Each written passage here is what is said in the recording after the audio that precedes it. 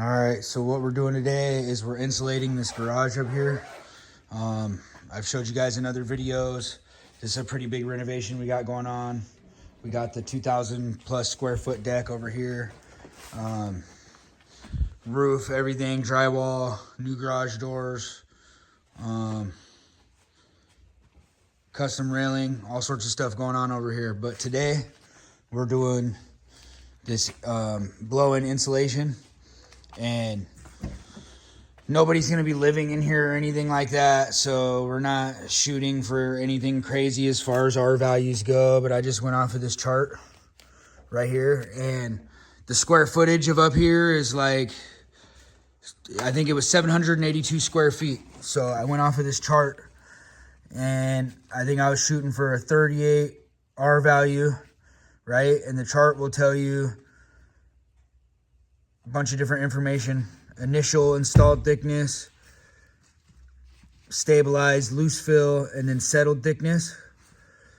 So I just went off of this part of the chart here for 38, and it says an initial installed thickness of 11.2, but I'm going to do 12 inches is what I'm going to do.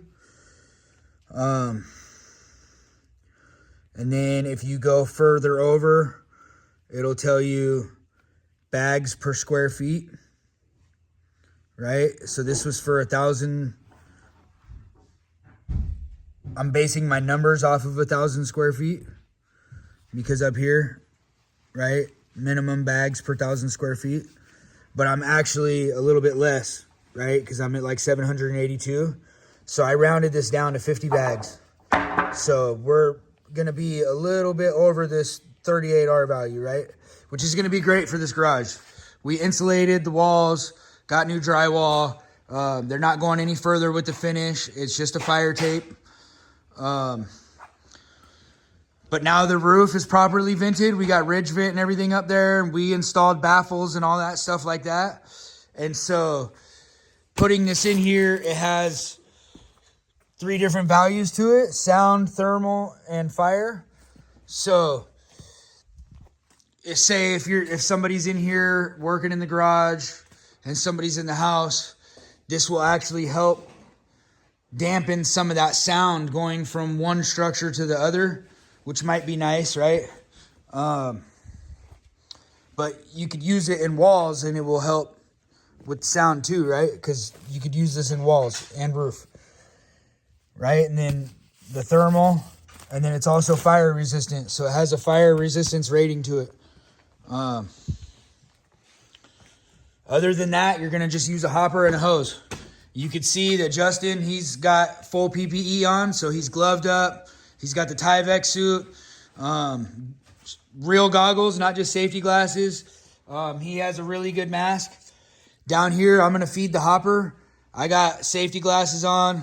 I got myself a mask right here, and I'm going to use gloves, right?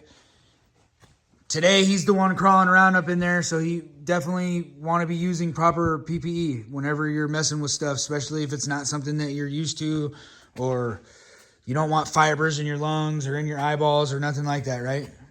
It'd be something super silly that could be prevented that could cause you a major headache, right? Because even just getting something in your eye and your eyeball getting scratched, it could put you out even on a minor injury for like 3 days. So use PPE whenever you're doing whatever you're doing, right? So if that's a harness or whatever.